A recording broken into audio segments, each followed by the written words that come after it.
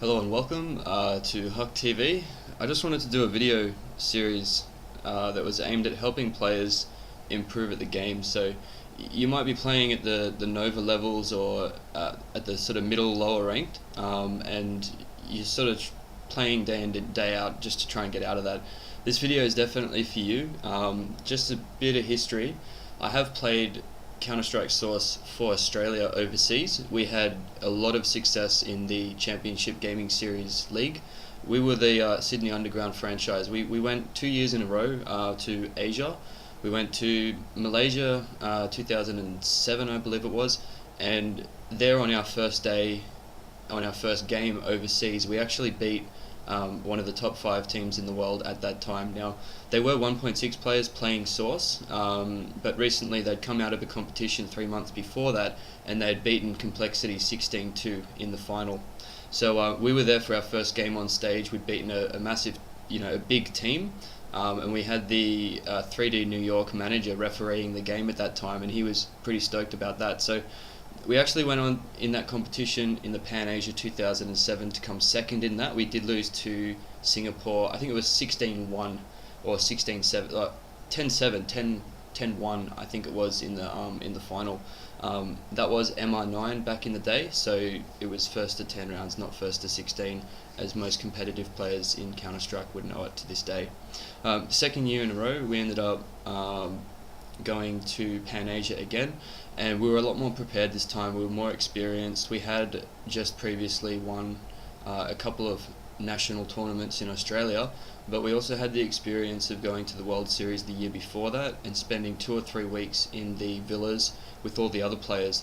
They set up dedicated practice rooms so that we could all play any team from the world whenever we wanted, and I think that really helped us with our results the second year around.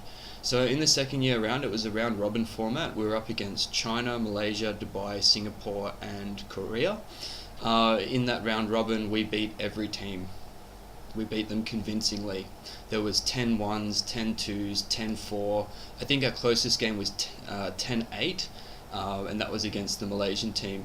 Now, in each of these games, I'll be talking about things today that I applied to those games, and it's been the foundation of my Counter-Strike improvement, is that I've come from a background of being competitive. I played sport when I was younger. I got into martial arts, so being sort of aware physically of some of the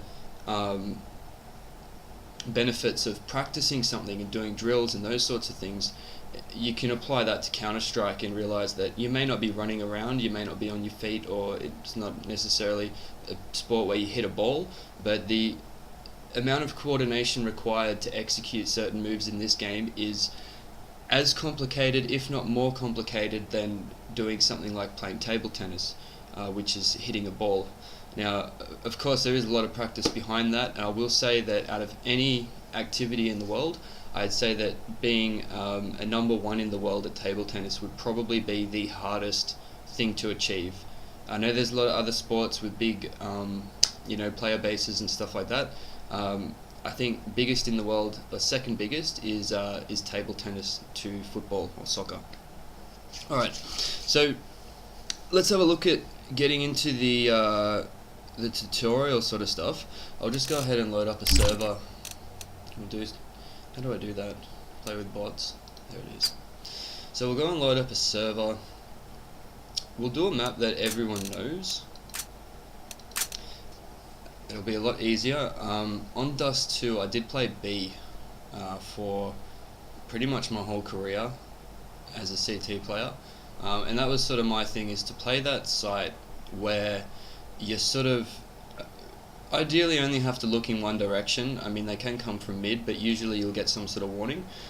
Playing those sites where they can come from one direction, you also get a opportunity to push and flank if you can get a good read on your opponents, either through patterning, noticing how they like to play, whether your teammates communicate some things, or you just have that game sense. I think sometimes it's very important to play on instinct, because sometimes you'll just know things without really knowing, and you'll be surprised at how often that's correct. Your subconscious does have a habit of remembering your experiences in Counter-Strike, and if you remember, this game is all about learning from those experiences and thinking about what you could have done differently, and you'll just sort of know what to do next time. So those little moments where you get that sort of like, I should check behind me kind of situations is literally just at the right time, because there probably is someone maybe thinking about pushing, or they actually are right around the corner.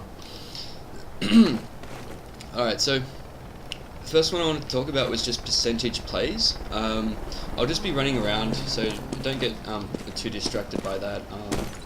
I'll just talk about percentage plays. So what does it mean?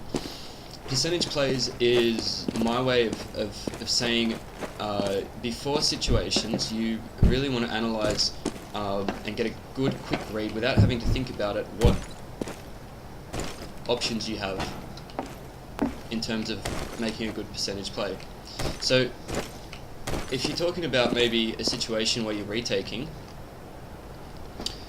you might come across different types of shots. So I'll go through two examples here. You jump in the window, you do have a teammate that's also retaking with you. Let's say it's a 2v1. You jump in the window with an AWP. I'll give myself an AWP, as it will help illustrate my point.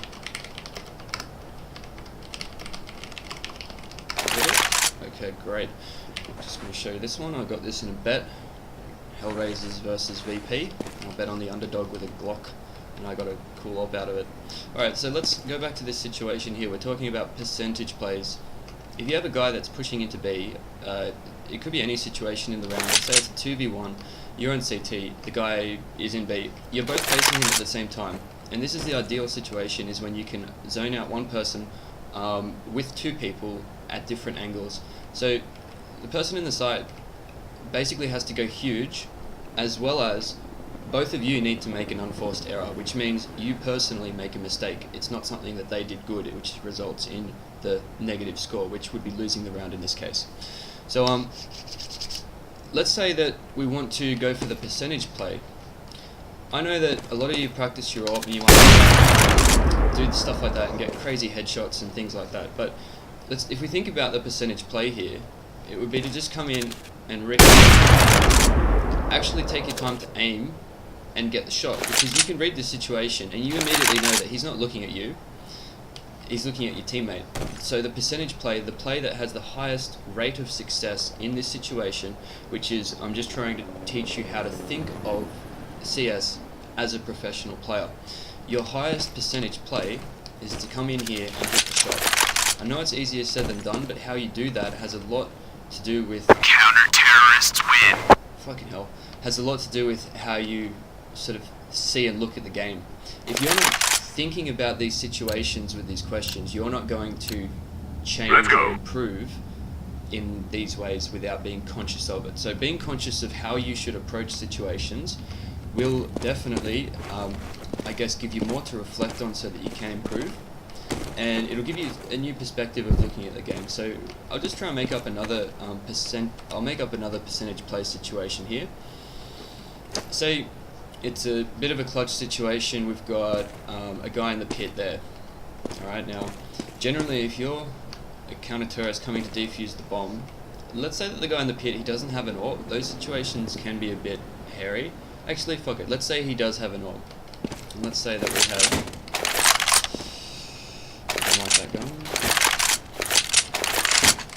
alright, so I've just got them binded to different keys on my keyboard. It's quite easy to do. So let's say you come in for the defuse, you know you're against an AWPer.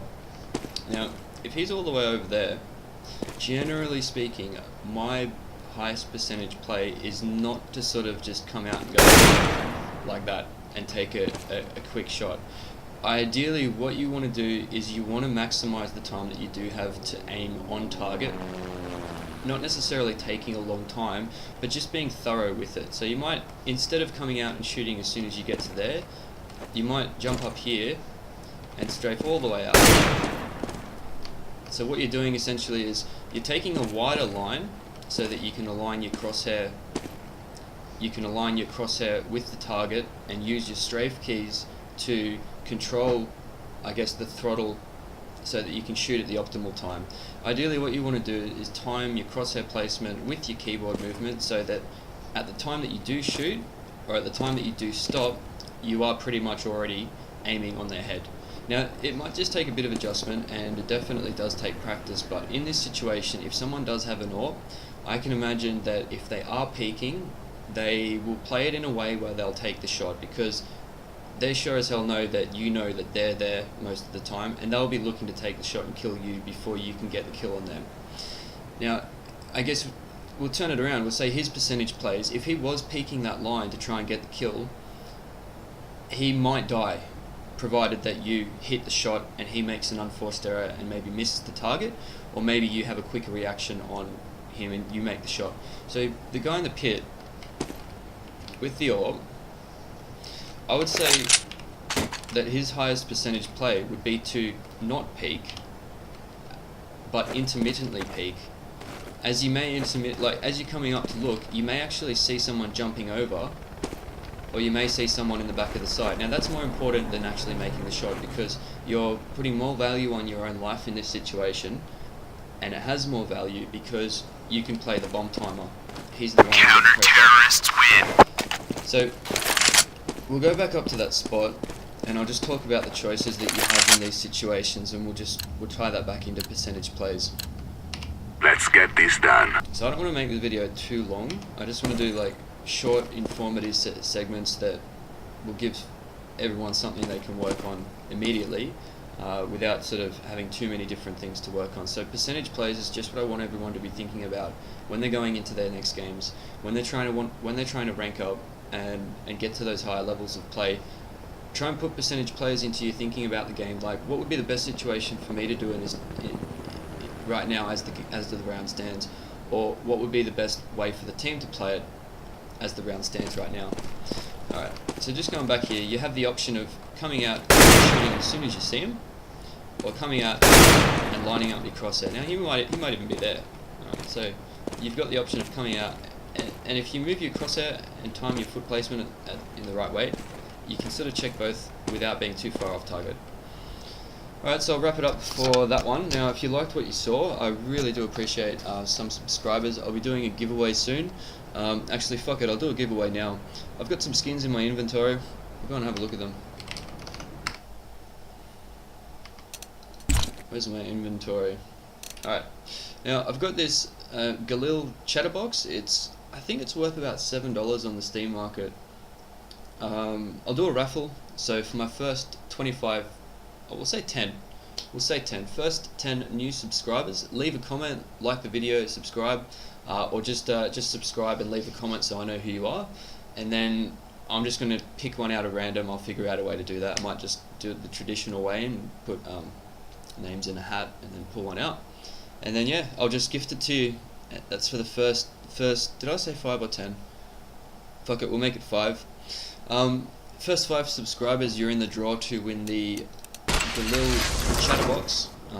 I got that in another bet. I bet on, was it G2 versus Penta?